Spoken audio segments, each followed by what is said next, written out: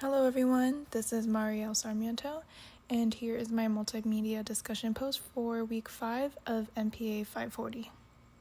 So just a quick overview of today's presentation. My presentation is broken up into 4 different parts. In part 1, I'll be going over the audience, topic, and outcome of my training. And then for part 2, it'll be very quick on the video strategy I plan to use. And then part 3 will be the different training concepts I'll be applying.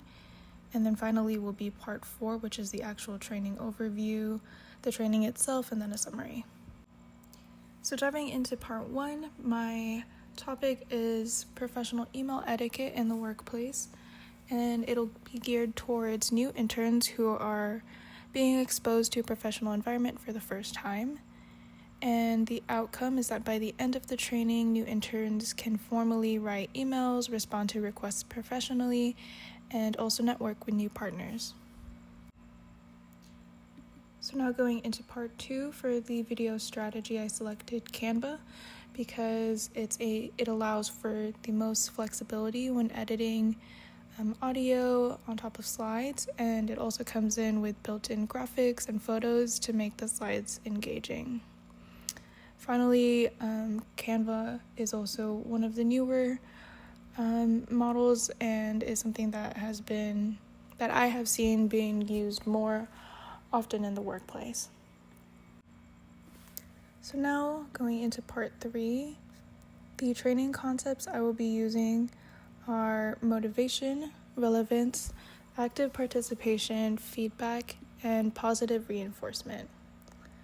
Motivation is needed because people learn better when they are eager to learn new skills, and motivation is also needed to overcome any challenges that interns may face in a new environment.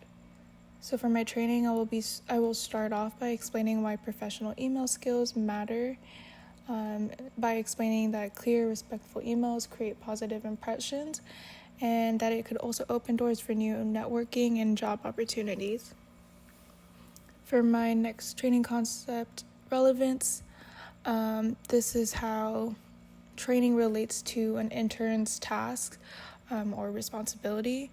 And so I'll ensure that the training is relevant to their real workplace scenarios that interns will face, like emailing a supervisor or responding to meeting invitations. Next is active participation. And this engages the audience so that they're interacting with the training material and absorbing it better that way. And so for this training, I'll be using a practice activity to engage the trainees and encourage active participation. The 4th training concept I'm using is feedback. So immediate and constructive feedback is what helps trainees to understand how to improve. And so for this training, if it were a live session, I could review 1 or 2 emails and provide feedback so that interns could learn from small mistakes before they become habits. But for the sake of this training example, I'll be just providing feedback based on an example that I share. Then finally, I will be using positive reinforcement, and this provides encouragement through acknowledgement and praise. So in my training, I will praise the interns and their efforts throughout the training, and I'll also reinforce how mastering email etiquette contributes to their professional growth. So now it's the final part of this presentation where I will be going over the actual training itself. Welcome to today's training on professional email etiquette for beginners. This training is designed for student interns who are new to the professional environment and sending emails.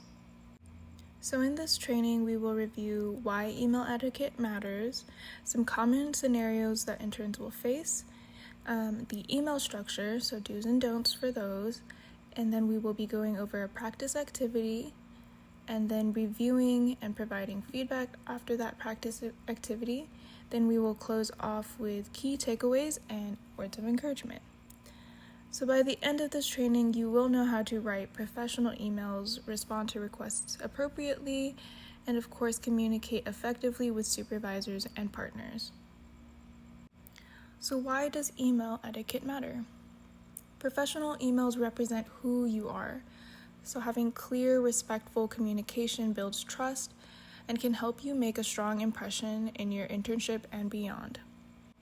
During your time in your internship, you'll come across many scenarios. You'll use email to ask questions, submit your work, request meetings, and communicate with other departments.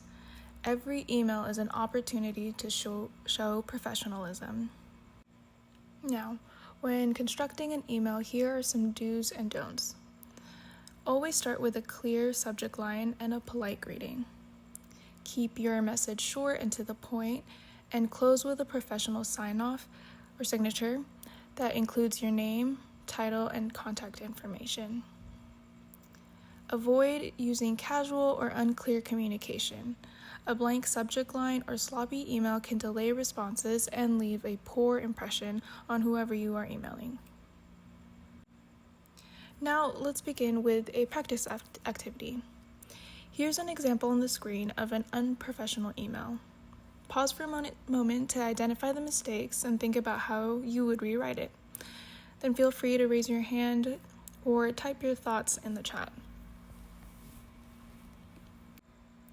All right, I see some responses, and thank you for those that participated. So here's a quick recap of what we discussed that were wrong with this email. First off, there is no subject. It's important to have a subject that is quick and summarizes what is in the body of the email so that whoever is seeing it knows how to prioritize that email. Secondly, the tone of the email is very informal and reads almost like a text. And there are also many grammatical errors, and we want to avoid using any slang such as TY for thank you. We want to be very clear about who this email is coming from, and it seems that there was just a nickname left in the end and no formal close off. So it's important to have your full name, your title, and some contact information at the end. Now moving on to review and feedback. Here is an example of the corrected version that is clear, polite, and professional. As you can see, the subject line communicates the purpose with dates so that it is easy to reference. And the tone overall is very respectful and professional, and the email is properly formatted. Also note that the initial request in the first email to leave early was made in advance with specific dates and times. This clear communication in advance further shows professionalism and transparency, which builds trust with whoever you are emailing. So thank you to everyone that participated. Here are now some key takeaways and words of encouragement.